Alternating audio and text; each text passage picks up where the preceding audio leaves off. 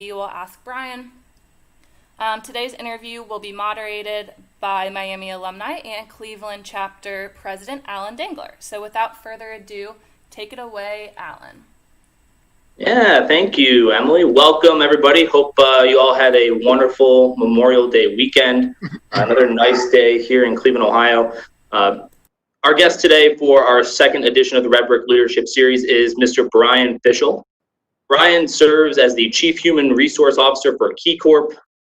Prior to working with Key, he led enterprise staffing and talent management activities. He started in 2013 with Key in that regard of staffing and talent management activities.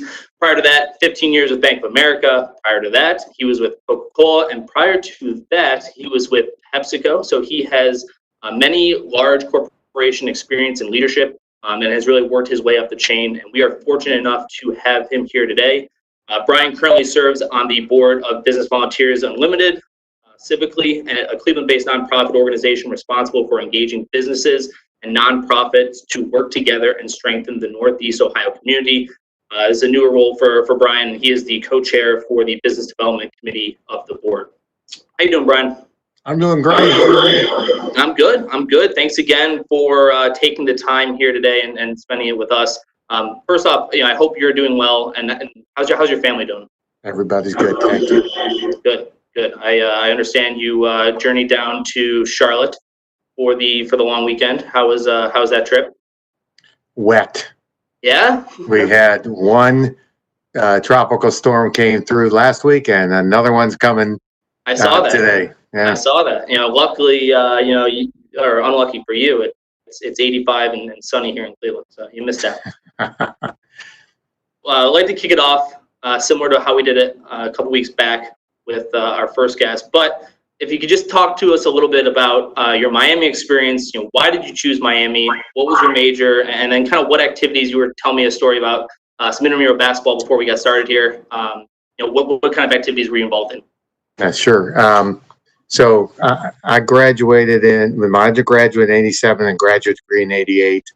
Miami was probably the best experience I could imagine for college.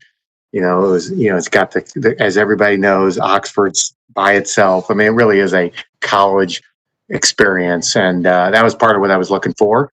Number one. Number two, back then, the farthest I could get away in Ohio was Miami, and Miami was the best school in the state, and it probably still is in many ways. And so, back then it was the Ivy League of public schools. And so to me, that mattered a ton for me, and really to get a great education, great reputation. And I knew a few alumni that had gone there, but not many. So it was a great experience. The best of which was I'm a Miami merger. Met my wife in classes and ended up marrying her. So we've been married 31 years last week. So Congratulations. That would be the best takeaway. And then more importantly, Miami's experience. As you said, I played in every intramural sport you could imagine, from inner tube water polo to, of course, broom ball. But then basketball, softball. I'm proud to say we won the intramural. My team won the intramurals 3 years in a row. So we had a stacked team. But basketball is the best story. We were awful. We forfeited our way through the playoffs because nobody else showed up, and we ended up playing the finals against Miami's basketball team, which included Ron Harper at the time, and I think we lost by 90 plus points. So that's my claim to fame. And then the other thing is I worked at Attractions. I don't think it's still there anymore. Uptown at the time was a bar restaurant as a bartender, and worked at the Markham Center as well as a bartender. Yeah, wow. Kept yourself busy. You don't have any championship rings or anything like that from your intramural experience that you hang on and cherish? I have T-shirts left over. T-shirts, you still have them. Very good, very good. That's good. So you told us a little bit about your Miami experience, and as I alluded to a little bit in your bio, you've worked for a few corporations, large corporations. As an education major, kind of talk us through your career path and how I don't know if you call it transition because you work with and you educate employees, but how did you get into the HR field and into this career path? Well, it kind of starts in college, actually, because at Miami. So truth be told, I was a science major first. And back then, I think it was zoology was the major there. And organic chemistry, like everybody, weeded me out of pre-med that I thought I really wanted. And then when that happened, my whole goal was to get out of college. Eventually, that was like sophomore year. Same year, I pledged to fraternity, so you could do the math and what happened, and which was a great time too. But long story short is, science education became my major, and then partially because my wife, to-be wife, was still going to school. She was a year behind me. I was like, what do I do with an education major other than go teach high school and coach baseball or basketball, which I had hoped to do. And I fell into a discussion with an advisor who said, have you ever thought about corporate education? I had no idea what corporate education was. Ultimately got my master's degree in education with a focus on design and delivery for corporate training, and leveraged that into a job out of my master's degree into corporate training and development, designing programs, writing content, so forth. And one thing led to another. And, I realized I wanted to go from consulting and selling to the insider in a company. And I got the Pizza Hut, which was a subsidiary of Pepsi at the time, and ran their regional training function and then national training function. Then I realized, well, there's something more about organizational development and the psychology behind culture and so forth that interested me. And I parlayed that into a job at Coca-Cola to learn that and apply that globally for them. And then started migrating through different disciplines of HR, compensation, employee relations, HR generalist activity. And then went from there to Bank America, where I really got steeped and deep in executive development, succession planning, organizational design, and then worked my way following a leader from Bank America to Key Bank, and came over in the same capacity at Key Bank. And then ultimately, my goal was to be Chief Human Resources Officer one day. And I was very fortunate to get the opportunity here at Key Bank, and I've been in this role now 2 years. Wow, that's great. You alluded to, again, the career path that you did take, these large corporations that you were a part of, some of them being rivals of each other. Talk about the culture that is similar with these companies, but also different, and kind of what you've seen over the years. Yeah, and the nice thing is all four cultures had distinction, though, I would say, if you want me to look at commonality, we can. But the distinction really helped me determine throughout my career what kind of culture and company I wanted to ultimately work with for, what I valued versus didn't, where I wanted to participate in all the silliness of corporate culture, and every company has one, or not. And so it helped kind of evolve my thinking of where I wanted to be. And I ended up at a great place at Key Bank doing the role I aspired to early on in my career. And at Key Bank, it's an incredibly collaborative environment. People really do rally to help one another and work for the common cause, which is beat the competitor and to serve the clients. It is fairly what some people might know as Midwestern nice. So it's not as cutthroat and edgy that PepsiCo historically was, and Bank America definitely was. Less political as a result, right? At any of my previous companies, Coca-Cola was the worst. It was the most political animal anywhere, because at the time I was there, people were getting rich because the Coca-Cola brand and stock just kept growing, and people would have been, had seniority, would be telling you, hey, slow down, don't work so hard, don't try to deliver because you're making them look bad, and we can all get rich together by doing nothing. Well, that's just not my style. And the other thing about Key is it's more forgiving, it's more trusting of its employees, and so we are results oriented. All companies are results oriented. All companies are serving the shareholder, among other stakeholders.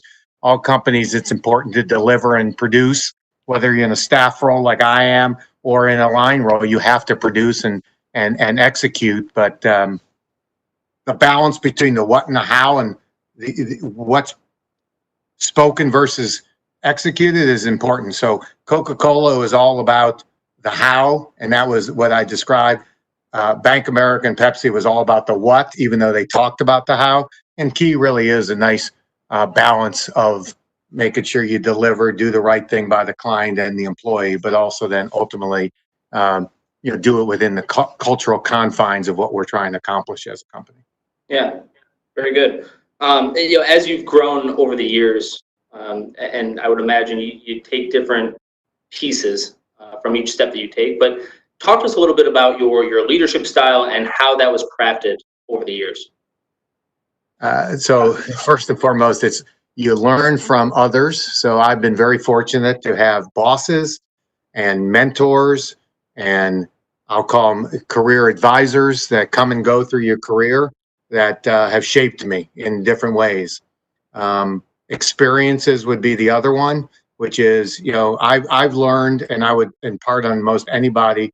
I do it with my kids who are just out of, a couple years or just 1 year out of college for the second child, is, you take the work that's given to you and you do it to your best of your ability, and use that as a platform then to provide insights, perspective, and question, right? But never say no to opportunities. But in terms of my own leadership, as you grow, there's a book I would tell everybody if they're trying to learn their own leadership. It's an oldie called Leadership Pipeline by Ram Charan and Steve Drotter, and it talks about at each stage of your career, from individual contributor to manager of people to managers of leaders to a senior executive, there are different things you have to learn and experience through that shape you and make you better, and you can't skip them, right? So when you start out in your career, it's all about producing and showcasing your own outcomes. But as you grow as a leader and a manager, it's all about surrounding yourself with people and making them better as a result of you leading, coaching, and developing them, and giving them the opportunity, and you're living through their results, et cetera. And you have to learn to let go and empower and not be the expert.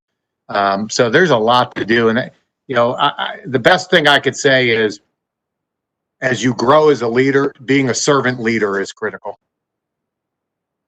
Yeah. Yeah, it's obviously early stage of my career, but have been able to take pieces of that and apply it to my own life. So it's always interesting to hear the perspective of a more called senior individual or alum. I'd like to transition over to something that's very interesting from my perspective, and it's on the mind of everybody globally. But you look at, you take it back to February, and we're in a fluid environment. Information is being pumped out, and we're trying to make changes to the COVID epidemic. From your seat, walk us through, with all this information coming out from China, how were you guys able to build out and implement what you guys wanted to accomplish from an employee protocol standpoint?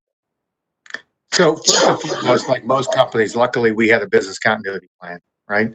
And one of those business continuities is what happens if there's a pandemic. Okay. Now, it was theory versus reality, right? Thank God we never had to use it before.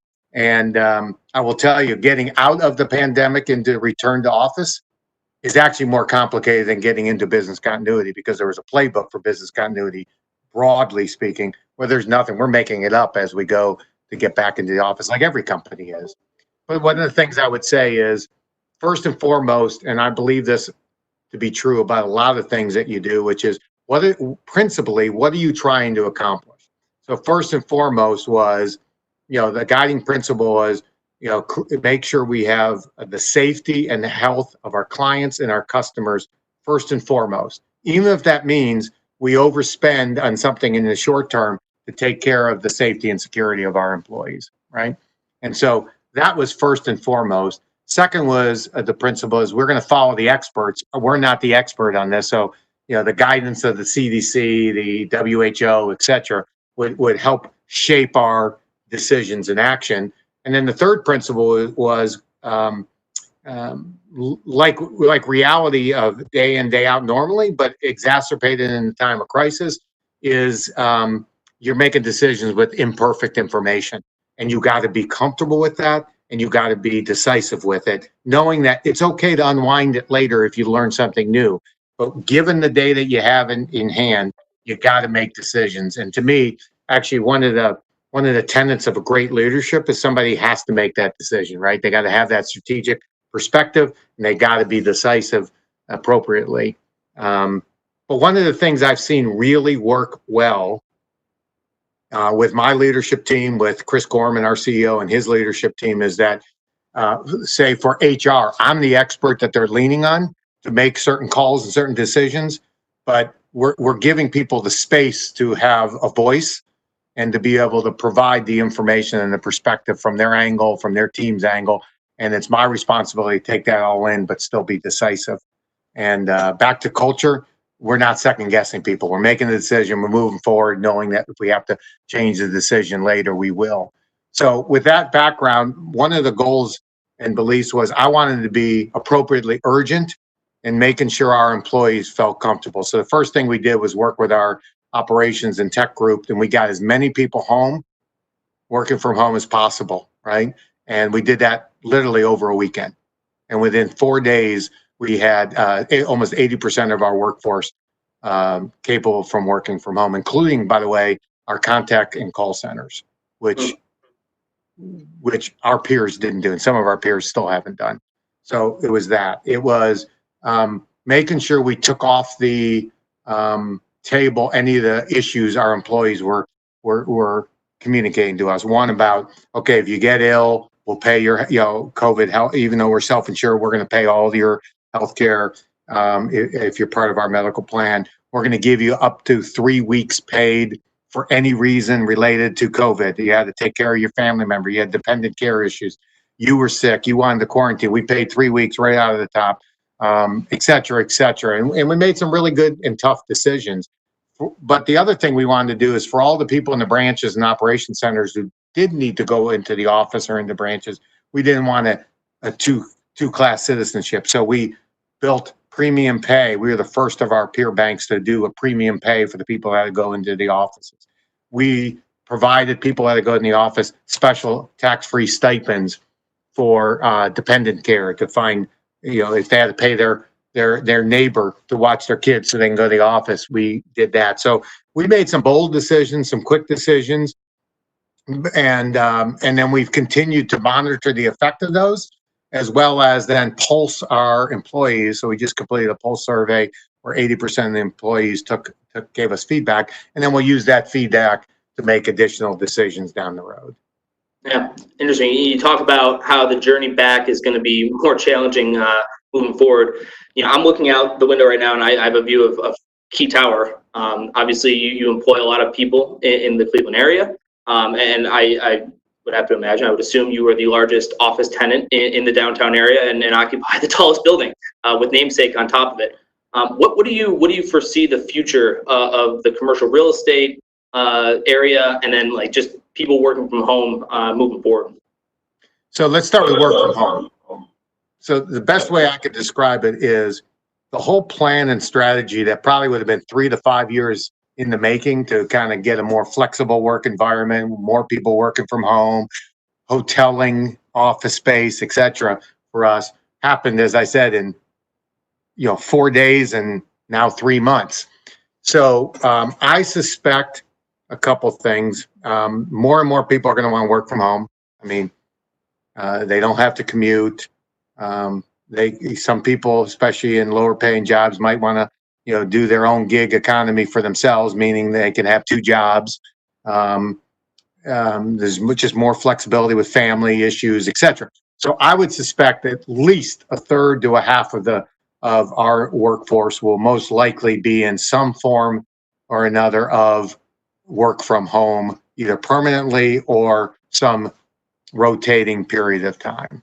So that's number one. Number two, that's going to require a whole different set of skills and competencies for employees and managers. It's one thing to get into a crisis and everybody is energized and productive because it's something new and required, and you're helping a bigger cause of the economy. But as it drags on, my suspicion is it's going to be harder and harder for employees to stay that focused, and managers. So we're going to build training and development for them to help encourage them over time. The other thing I would say is then from commercial real estate perspective. A lot of commercial real estate, maybe you know better than me, is there's tails to the leases, and so I suspect over time there'll be consolidation, not just at Key but across the country. And then what I will find fascinating is what happens to that space. Who takes it on, right? I saw where Amazon took one of their office spaces recently and have converted it into a homeless shelter, and they sold it to the state. Right. And so it's just going to be interesting to see how this plays out. And I think it's going to be cyclical, assuming that we get a vaccine down the road and there's some treatment and it's not as gloom and doom. I suspect over time, more and more people will want to come back into the office for the interaction and the connectedness and the engagement that provides most people. Yeah, kind of a sidebar. Have you guys done studies of what interaction does for the morale in an office space? We actually, as part of our engagement survey that we just did, the pulse survey, we asked people how they felt, how connected they felt to each other or to their managers, and believe it or not, it was over 95% of our favorable on that. That was the highest rating. But again, my theory of the case that may wane over time without a couple interventions and or some flexibility in terms of productivity and how to measure productivity over time. That's the holy grail of HR work.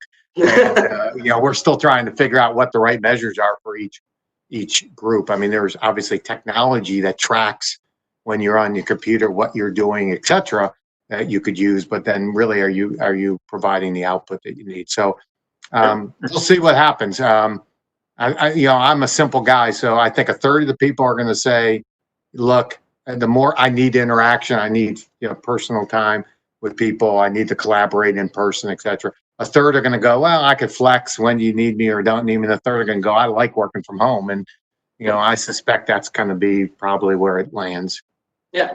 Interesting. Yeah, I just came back into the office part-time or half day yesterday and full-time today. And for me, it's just a nice break of pace, and it's a lot more efficient. You have printers, you have whatnot. My office space is okay at home. I'm thankful I bought a house recently and I'm not stuck in a one-bedroom apartment. But you're right. It falls all across the spectrum as to what people's needs are and efficiency moving forward. A little plug on Cleveland here. You spent a decent amount of time of your career down in Charlotte. Charlotte is known for, it's growing, a lot of young people moving south, kind of a newer city. What are some things that Cleveland does that can differentiate itself from cities like Charlotte or like a Houston or other southern cities? And what is kind of your pitch for the city of Cleveland for young employees? So first of all, let me tell you what I like about Cleveland. Now I'll answer your question, which is I grew up in Cleveland. My wife grew up in Cleveland. As I said, we met at Miami. We vowed never to come back. And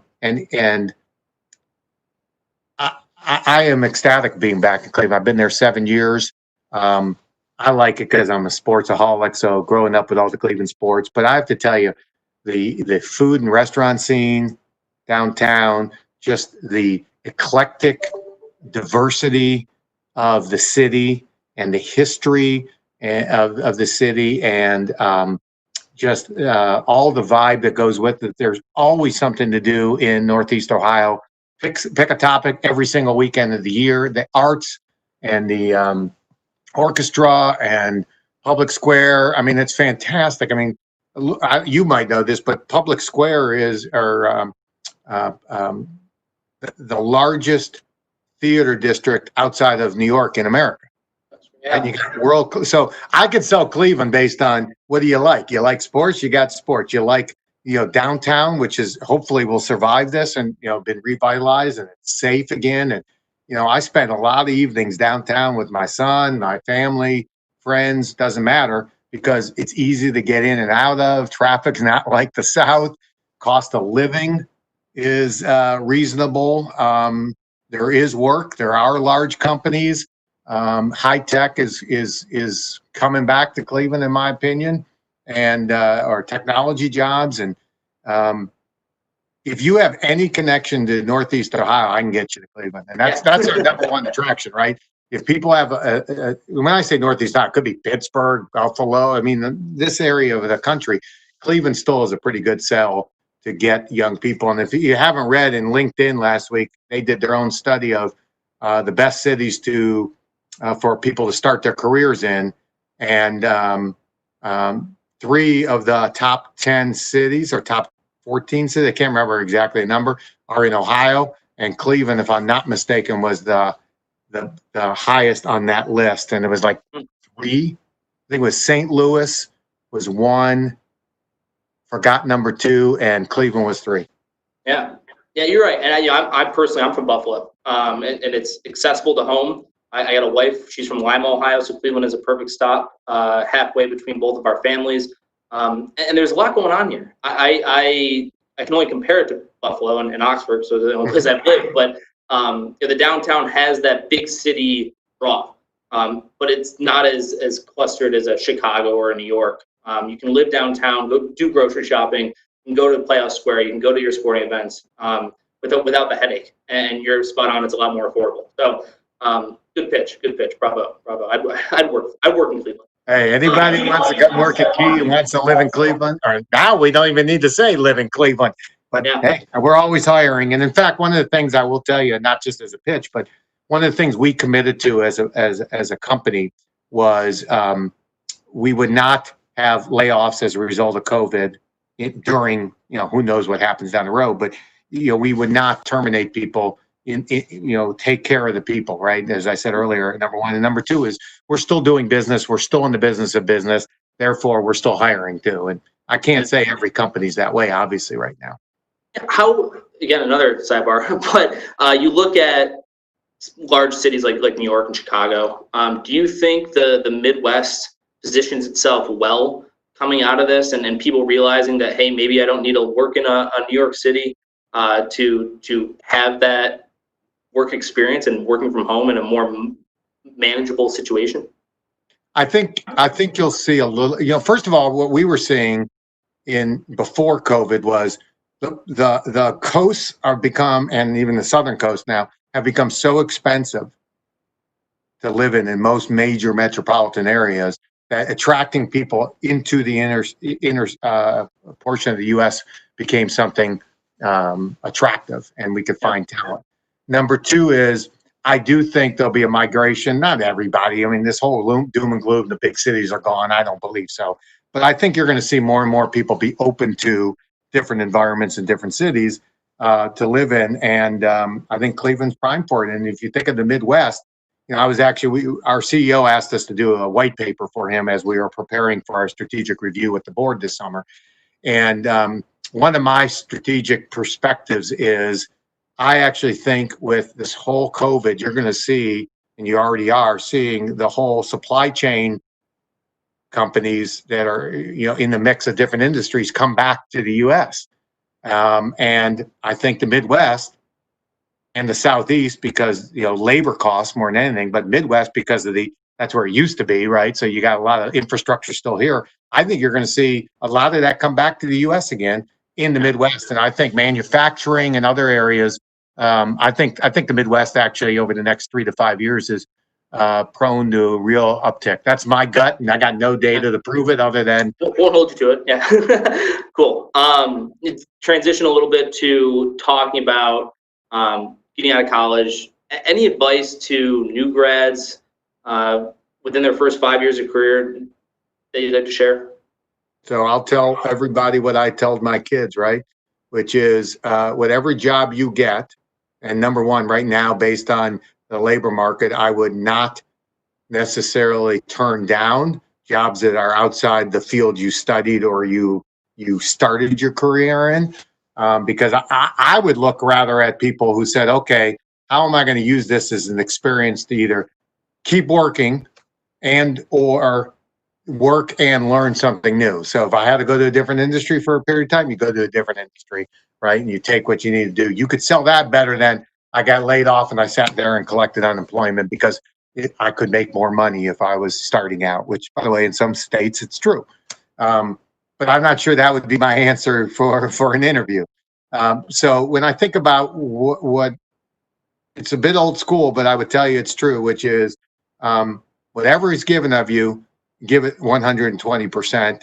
Work ethic still matters. Again, early in your career, it's about showcasing your ability to work in a team environment. So you got to stand out, but you got to be part of the team that stands out as well. So you can't just look at me and be the lone ranger or because that gets old fast. So work ethic, produce something of value that's really well thought through. And when you give it over time and you prove yourself, you get the right to ask different questions, share your opinion that will be heard, etc. Just because you're early in your career and you have an opinion, while leaders should hear it and listen to it, doesn't mean they're going to value it as much as, well, yeah, he's young, but look, he's proven himself on these 3 projects. I might want to give him a little more benefit of the doubt to listen to him. The other thing I would say is never say no to an opportunity. I have the old saying, my team laughs at me, when you hear knock, knock, knock on my desk, it means I need you to do something. It's an opportunity. And I'm not just giving you busy work. It's an opportunity that will help the company, but also help your career in some way. An example, I have a chief learning officer who, by the way, is a Miami grad and a Miami merger. And, she never done learning. I asked her to do it because it needed fixing. And the team was disarray and needed strong leadership, and she proved it. And then she's like, well, I need more exposure to the executive team. I said, just wait. And so, about a year later goes by, she's on the what's called the Future Ready project, which is leading how we're upskilling and reskilling employees for the organization. And now through COVID, it's doubled down on it. So she has more exposure than she ever knew she was asking for. And so, to her credit, she took on one task to get to the other task, right? And that's the idea of never saying no to the opportunity. Be a voracious learner, right? Learn from each other. Don't think you have all the answers. Read a lot, study a lot, whatever it takes to bring something from the outside perspective into your company. And then lastly, I would say is build a network. Early on before you need it. As I said earlier, have advice counselors, have mentors, have people that could really help you connect to other people ultimately that will help either you in your current role or in your future. Yeah, it's a nice transition for a shameless plug about the Alumni Group. And we are trying to build this career development platform, and it's threefold, right? So it's you want to do the career development side of things. You were nice enough to help us out with a LinkedIn and resume building workshop that we did about a year ago. But there's that networking portion of it, and it's you want to get engaged and you want to meet people. That's important. But then it's giving back and then giving back to the university and growing money for the scholarship fund. So thanks for finally endorsing. We didn't even plan it, but yeah, we'll take it. We'll take it. That's all I really have from a formal question standpoint. Thank you, but I do have a few kind of light one-hitters, this or that sort of thing. So, favorite place on campus? Oh God, it was. Oh my God, what was the name of the restaurant? It was next to Bagel and Deli. It's still there. Somebody help me here. Skippers. It was the Skippers. Yeah, that's it. That was my favorite place. Bartend there? No, I didn't. I drank there. Okay. And then the other place was a place, I have no idea if it's there. It was a slightly off campus called Bangs. It was this guy's building, and it was the most eclectic thing. And you'd walk in there, you had a pool table, etc., and a ping pong table. But it was just, I don't even know what it was. It was like an antique store. They had mannequin in a bathtub. It was off campus. It was, go there with some friends. You'd say, hey, can I have a beer? He'd say, open up the cooler, and whatever was in there was all he had for the night. And it was just a cool place to hang out and remember this. So to me, it was those two places. Yeah. I don't know if you saw, I think it was last weekend, but it was circulating on social media that Brick Street is looking to add a top deck on top of their patio to double deck it up. They're going through approval. I think the 28-year-old in me sees liability and it sees it being dangerous, but the 21-year-old in me thinks that would be a nice addition to a nice bar. So, well, I wish my wife was here. She would tell you there was two restaurants, or there was a bar, and it was behind what was Attractions. Again, I don't even know what it was back then. And they had the lower ground, then they had what was called the upper deck too. So it could be the same place. Who knows? Yeah. Okay, so here, Coke or Pepsi? Oh, that's easy. Coca-Cola only. Even when I worked for Pepsi, I only had Pepsi out when people from work came by. Favorite Cleveland sports team? Well, that's a hard one because baseball is my first love, and watching the Indians over the last 7 years has been so exciting. I just rewatched a bunch of those 22-game win streaks. I was at all the playoff games. I mean, it's all the life. I was able to do it with my sons. I mean, it was great. But because I grew up with my dad having season tickets to the Browns come first. Yeah, they're definitely a tougher team to root for in the last 20 years. Call it. Favorite Cleveland restaurant? Wow. Well, now it's a new one, and it's called the Marble Room downtown, which is a steak and seafood place. Forget the food. The food's good, really good, but it's the atmosphere. It's the old Huntington, Huntington Bank building, and it was built in honor of, I think it was Cleveland, which is the president. Somebody help me here. Who's the historian? Who's the president that died with pneumonia after taking office? I can't remember, but his brothers built this in his honor. Look it up. It's absolutely the most gorgeous facility. And then my twice a year must have is Slyman's at the original place only. Yeah. Do you go? You don't go to St. Patrick's Day and wait in line, do you? I did one time. Yeah, I did. I did. I've witnessed that. I've been there. I've only been to Slyman's one time, but it's almost impossible to finish the sandwich. It's so big. Yeah. Oh yeah. Favorite Cleveland activity? Favorite Cleveland activity? God, there's so many of them. I will tell you, one of the things I don't do enough, but I really enjoy every single time I go there, is the Museum of Art. Yeah. I mean, it is world class, period. Yeah. Have you ever been to First Friday there? Is that what it's called? The event that they do, the free music and. I went one time early on. Obviously, who knows when they'll restart that? But right. Yeah, the Museum of Art is just phenomenal, and what they get to come through there as special exhibits is just really, really cool. Yeah, cool. Hey, that's all I got for you. I will open it up for Emily to see if we have any questions on the other line.